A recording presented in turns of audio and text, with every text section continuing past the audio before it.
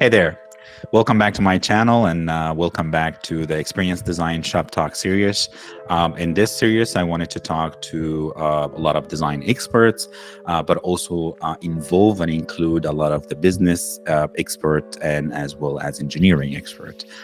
Today, I'm talking to Eric Quick. He is a dear friend of mine as well as has an extensive experience working with big companies such as McDonald's, Disney, and also worked with a lot of tech startups and tech startup ventures in general. As the CEO of the Cloud9 Solutions, his company, he collaborates with individuals to pursue strategic initiatives and aim to elevate individuals, sharing his own experience of building business ventures throughout the years. So thank you so much for watching and hope you enjoy. So hello, Eric. Thank you so much for giving me some of your time today and sharing your experience and knowledge with my audience today. So yeah, happy to be here. Happy to be here and chat about startups and everything in between. So awesome. So maybe we can start with let us know what do you do and how did you get to where you are today, and just a little bit of introduction and overview of Eric Quick. That would be awesome. Sure, absolutely.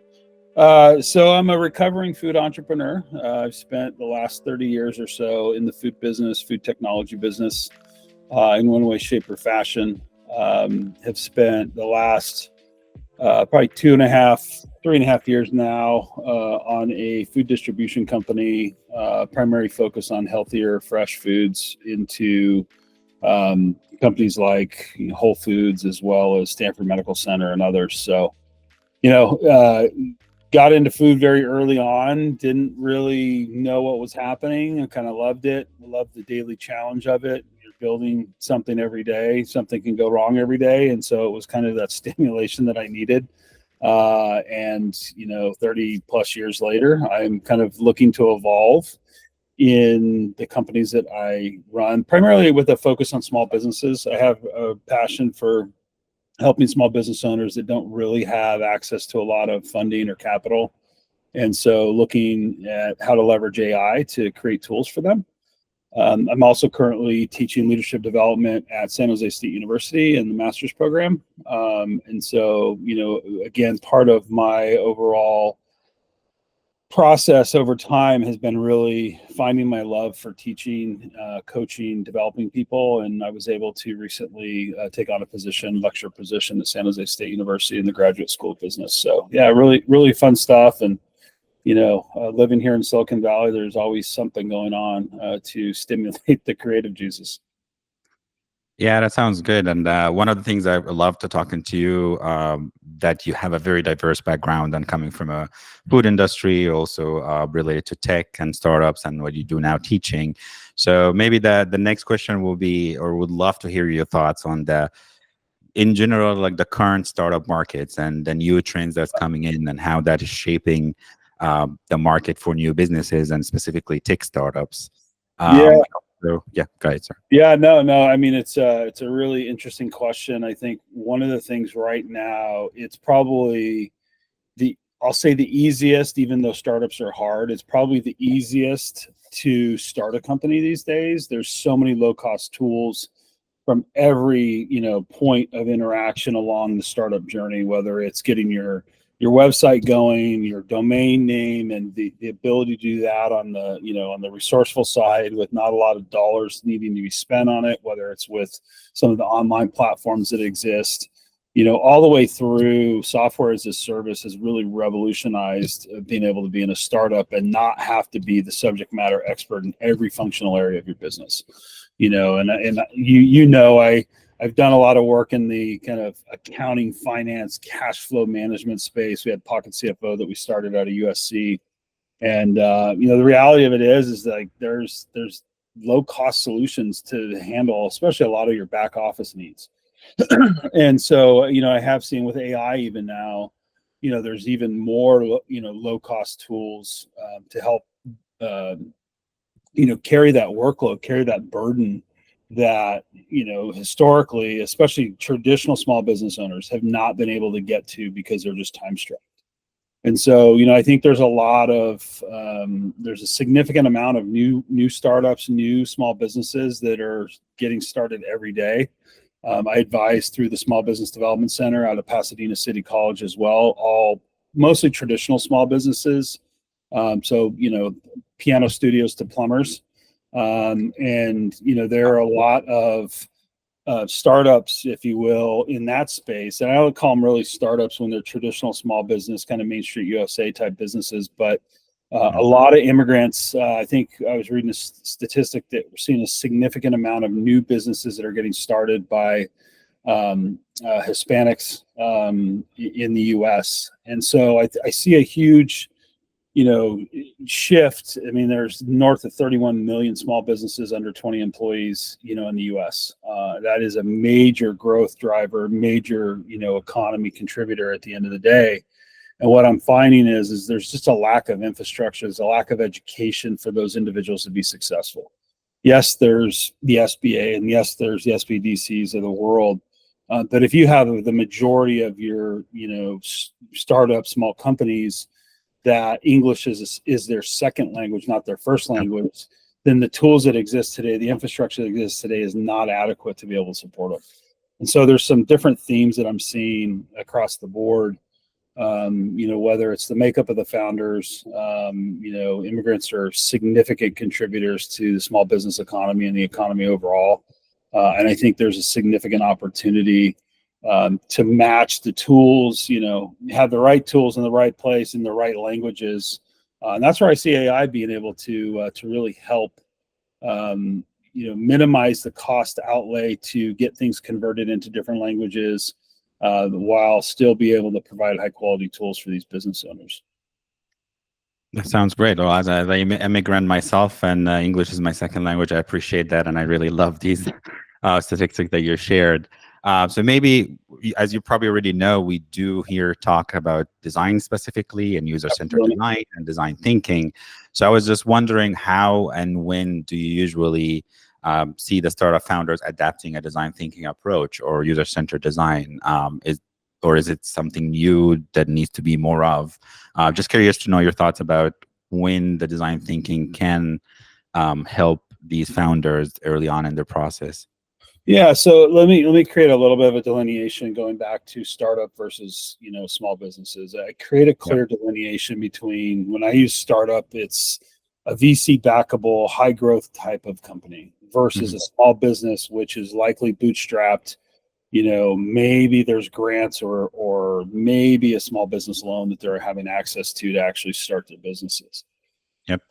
And so I also would say, and I'm going to generalize here, which is always dangerous, but the reality of the situation is design thinking principles do not exist in startup space of small businesses. Okay. In traditional startup spaces where you see a more educated founder. Okay. And that's also another different terminology component, where if you're in a startup, you call yourself a founder. If you're in a small business, you're usually a small business owner, right? It's an identity thing and terminology thing that's used. And it gets as deep as capital is the word that's used in more educated, higher growth startup spaces. And if you say that's somebody that comes out of the small business community, they don't know what you're talking about. They know funding or loans or grants. And so there's these two ecosystems that are actually coexisting, contribute a lot to innovation and kind of Main Street USA economy. But I really don't see a lot of design thinking, quite honestly, and design thinking approaches in those traditional small businesses and small business approaches. And what I find myself doing when I'm advising these companies is challenging them on, what is the problem you're trying to solve, right? Because a lot of times it's not problem that they're going after, it's passion. Hey, I'm a plumber and I've done this and I'm going out on my own. I'm a piano teacher and I'm going out on my own and now have a studio. I'm a stylist and now I want to open my own studio or salon. And so, I do see this with some of the more traditional VC backable startup. I coach and advise USC's entrepreneurship community through the Lloyd Greif Entrepreneurship Center every spring for a large pitch competition that starts with like 200 companies and goes down to 6 that vie for money. they're educated, they're trained in problem. What's the solution? What's the problem you're trying to solve? How big is that problem, et cetera, et cetera. And so you see a lot more design thinking principles applied in that type of ecosystem, if you will. But traditional small business, it's not. And I think it's a huge opportunity. I think that if there's a way to distill down design thinking principles into what's the design thinking principles small business toolkit, right? And again, going back to also a lot of those small business owners and operators are not English as a first language, right? I mean, there's a whole, especially in Southern California, there's a whole Vietnamese community that runs donut shops. There are significant different pockets, no different than neighborhoods in cities. Like there's significant pockets in different places in California and beyond.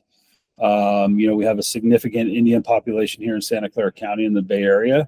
A lot of you've seen a tremendous upwelling of service-based businesses here. Grocery stores, restaurants, those types of things to service that community. But if you're not providing them that infrastructure, in the right format, language, etc., it's as good as not having those tools available for them. So, but yeah, I mean, again, going back to it, I think there's a huge opportunity to apply design thinking skills in traditional small businesses because a lot of times they may make different decisions along the way. Yeah, I think that's a really great point. I really like what you said also about how user-centered design can help them find the right problem to solve for. I also would say there's a huge potential also for user-centered design to help you build something that you can put on early to validate in the market as well, and kind of find a way to differentiate yourself in the business or a small business settings. But yeah, hopefully we'll have more and more people talking about user-centered design and design thinking like we are now in the small business setting. So for my maybe next question is kind of like going back to founding a startup or founding a business with all the layoffs that are going on right now in the tech.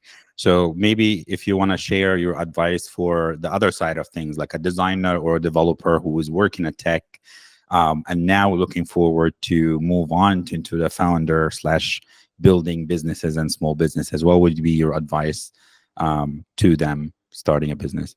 Yeah, I've been in this industry or space for a long time. It's in some cases it's iterative within the concept or the problem you're trying to solve in that business, and then sometimes it's okay, that didn't work, and being able to recognize that. So, it is the guidance that I would give as it relates to that is really around having thick skin, being persistent, building that grit and resiliency, because it's a very different world, as going from having somebody pay you a paycheck every 2 weeks, having your benefits intact and the luxury and the reliability of that, to okay, I have to eat what I have to kill what I eat every week or every month, as it relates to like, well, where's the money coming from? Where's the revenue coming from?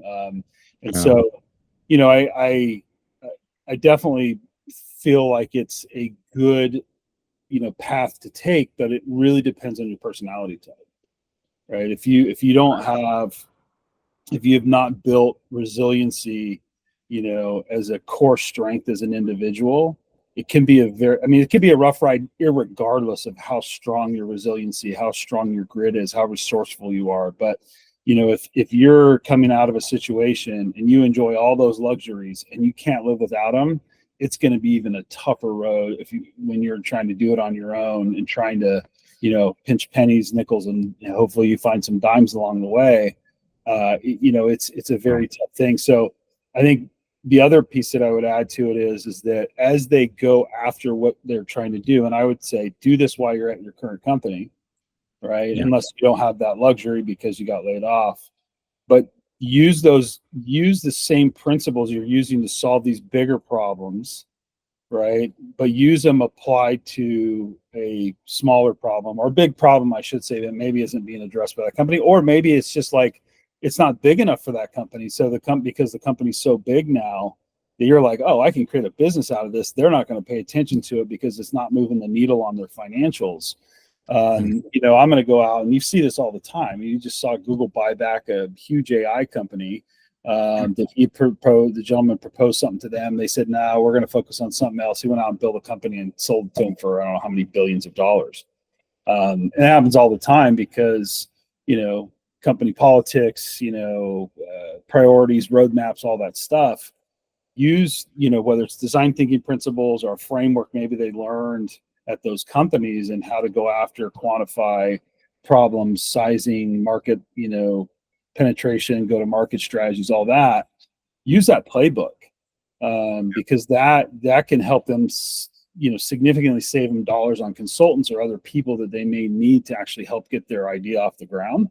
It can get them further. And then I would say, hey, figure out what AI tools are out there, that can help you as well. Because there's so many now. There's so many tools, and every day there's new ones that come out. And it's like it's mind-boggling trying to keep up with all of them. But like there's some that just, if nothing else, it can be a great thought partner, to come up with ideas for you to how to think about the business, where your blind sides are, potential ways to go to market based on proven, go to market strategies from some of the big tech players, especially software as a service if they're trying to get into that. Yeah, I think that makes total thing. And going back to like the adaptation and changing your personality or be comfortable with ambiguity, I think that's also a good exercise that we always exercise in design industry and profession, and we're more comfortable with ambiguity.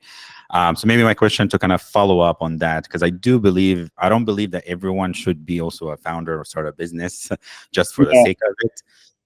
But if it's a designer or someone who has a professional experience or expertise, who has a good idea and wanna follow up on it and start a business venture or a tech startup for that specifically, what would you recommend for them to basically rely on? How would you see them basically building a good story, getting the VC confirmation of that? Because you and I know that a lot of VCs specifically really love partnering with founders who's technically savvy, know exactly what they are or trying to build and how to build it. But for these professionals who don't have the technical expertise, how can they basically try to get some help, whether from a funding perspective or just in general, get into the startup and small business building mindset? Yeah, so I think a lot of it is at the end of the day, they got to surround themselves with people that know the areas that they don't, right? So figure out what your blind sides are, have the emotional intelligence to reach out to people, and surround yourself with people that will challenge your thought process. Two, may actually balance you out from a skill set perspective. So maybe they love the bigger idea. Maybe they want to come on and help you. Maybe they want to come on as an advisor. But, really trying to set themselves apart by surrounding themselves with great talent, even in an informal way, whether it's a mentor or advisor, that type of thing. Because I agree with you, not everybody should be a founder. And, a lot of times people try to do it themselves, and there's so much to do that, like, my number one rule is find a co-founder, because that balances you out, that can be a great thought partner, that can challenge the assumptions, that has a skill set that's different than yours. Because, we all get tunnel vision on our idea, and especially if you're super passionate, you need a lot of grit and resiliency to get through all of the turbulence that's thrown at you. You need somebody to be able to call and say, this is screwed up. Like, how do we get ourselves out of it? Or this is potentially going to get screwed up. What are we missing here on how to set it up for success? The other thing that you do is every person that you connect with, they have a network too, right? And so it's a multiplier effect where it's like, okay, by myself, I have 500 connections, let's say, on LinkedIn. But with this individual, it gets me, maybe there's some overlap, whatever. Maybe it gets me 800 connections, and then their connections and the expansion of that you can tap into. I think traditionally some of the venture capital kind of like specific profiles of individuals, et cetera. But now, and Sam Altman, said that, the AI is going to be the first kind of arena where there's $1 billion single person run company because of the tools that are available. There's that opportunity as well as, like, hey, And I've seen it just within, the small business segment of different tools and how they can be used or created to be able to provide analysts on demand or other things that historically, paid services, more, I'll say, human-based services than like software as a service-based service would exist now to keep that cost low and not need to, pay people, have people on your payroll. I can tell you from coming out of my last situation, like if you think running a startup's hard, it's even harder when you have employees, especially in California. We have roughly 50 employees, and the wear and tear on you emotionally, physically, when you have to worry about payroll every 2 weeks and or benefits payments and that kind of thing, especially if you're bootstrapping, it is a significant wear and tear on you mentally. And that also is why I would recommend having a co-founder, having a board of advisors, that you can call it. When I had my organic juice company back in the day, my first company I started, I didn't know what I didn't know. And I had somebody I used to work with, and I'd call her every Friday afternoon, and, she would validate that I had a great product, while also saying, you just have a cash flow problem. And she made me feel better at the end of the day. I still didn't have money, but at least people like my product, right? And so it was, sometimes you need the shoulder to cry on, sometimes you need the pocketbook to tap into, other times you just need a sounding board to challenge your assumptions or thought process. So there's a lot there, and a lot of learnings, but over time it's great to have somebody else that you can call, say, hey, what do you think? Especially if you're dealing with investors, it's really important to have multiple perspectives at your table to help guide you along the way, because it's easy to give up a lot of equity early on when you don't have a ton of traction. You have a big idea, but you don't have a ton of traction, and everybody wants as big a piece that they can get as early as they can, because if there's an exit in the future, it just is that much more money for them and their fund or whatever it may be.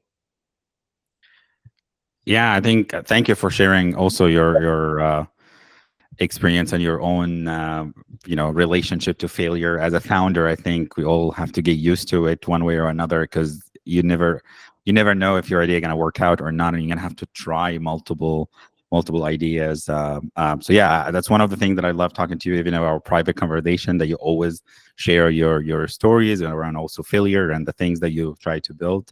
So I really appreciate that a lot. And maybe we can tap into like how can maybe user-centered design or design thinking approach help these founders basically coming up with ideas or find the bad ideas and getting rid of it early on, and focus on the good ones. So maybe if you can maybe share your thoughts on that, I think will be good, just from a previous experience, how the design thinking approach help you to do that.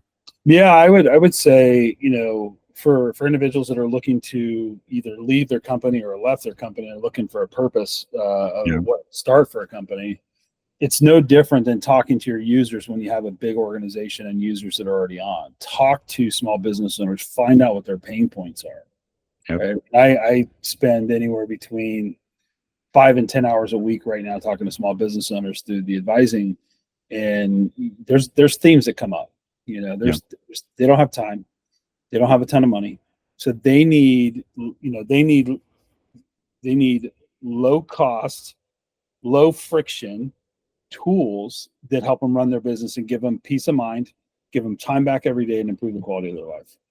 Okay. Yeah. And so if you think about all the functions in a business, right, the majority, there's always a large percentage of small businesses that go out of business, but my belief is they go out of business because they're not set up for success.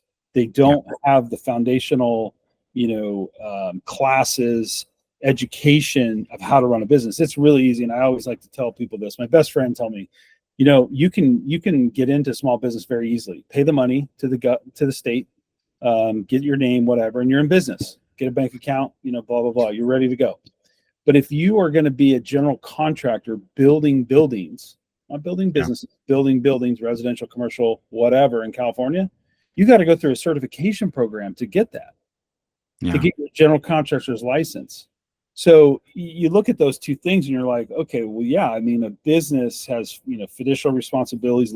They have employees, they have tax liability, all the stuff. but it's super easy to get into business. It's easy to get in. It's also easy to fail because there's not a lot of, in some ways, good and bad. There's not a lot of bureaucracy for you to get started. At the same time, sometimes that bureaucracy helps create firewalls, create infrastructure, create foundations for you to build on longer term. And there's some entities, that are out there that are providing companies that are further along. Some here in the Bay Area, ICA Fund Good Jobs out of Oakland's a great group, where they're focused on traditional small businesses, Main Street USA type stuff. Redif is another one out of the city, REDF out of San Francisco. They're more focused on social enterprises, for-profit and nonprofit. But it goes back to just the basics of design thinking, right? And design thinking principles. What's the problem you're trying to solve? Okay, who's it for? Right? Hey, there's 31 million. I'll just give this statistic. It's 31 million plus small business owners that exist with under 20 employees.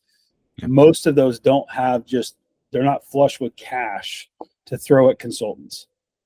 So they have needs. They have a lot of back office needs to, like I mentioned earlier, save them time, improve the quality of their life, improve their operational efficiencies. And that's one of the things that I do through this advising. I see it and talk to them about it, et cetera, but you see the thematic consistencies and where there's tools that can be built and education that can be created. And so, some of the other work that I do is around cash flow management, cash flow curriculum, helping individuals level up their financial savviness, as we say, not literacy, because that's a negative, but help bridge where they are and where they're meeting or starting that company, and what's their financial savviness, and how do we take them up a couple levels? Because the more that they know, the more they know where to look, and more importantly, and I experienced this when I had my first company. I didn't know anything about cash flow. So I brought in what I knew about personal finances into the equation. And I had no idea what it meant to get people payment terms and a variety of other things. And the reality of the situation is if I have to give somebody money, it costs me money to have money during that time frame until I get paid. And so there's just a lot of hidden challenges that come with it. And so if you can solve those issues, and there's been an upwelling of solutions focused on cash flow gaps, as I call them. But there's a lot of other back office, challenges that small business owners face today that inevitably end up being the death of a lot of businesses, because they just, I didn't realize that I needed to do this or do this, and now it's cost me liability, or worse, I've got a lawsuit now because I didn't pay people overtime, whatever. There's a gazillion different things that can get you. But again, going back to your question, figure out what you're trying to solve. Right? Talk to those owners, figure out what their pain points are, find the thematic consistencies, and go after those, because there's 31 small businesses that need help. Yeah, totally. I would add also, like something you recommended earlier, find a co-founder who can help you with that, or a studio or accelerator or a venture studio out there that can help you, figure out the right problems and take it as farther as doing the research and coming up with your MVP. So there's a lot of options out there too. Like I think that can help the founder.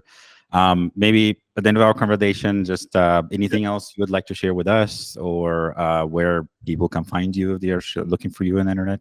Yeah, they can on the internet. They can find me on LinkedIn. It's Eric Quick. There's not a lot of us out there. I'm not the CEO of Ericsson Mobile, but I am out there. And they can find me at cloudleadershipacademy.com, cloud the number 9, leadershipacademy.com. I work with companies, I work with individuals that are looking to level up their, switch roles at their existing company, some more professional executive coaching type of, leadership development, similar to what I do at San Jose State. And then, I also work with specific companies that are like, I'm passionate about their cause, whether it's a AI speech therapy app or, something that's helping address, a larger issue, social issue globally. I like to put my advisor hat on for those type of companies to help make sure there can be bigger impact. But that's where they can find me. And, I love to help where I can. Awesome. Well, thank you so much, Eric, for giving me some of your time today. I really appreciate you. Absolutely. It's been great to be here, and appreciate everybody watching. All right. Thank you so much to everyone, and we'll see you in the next time.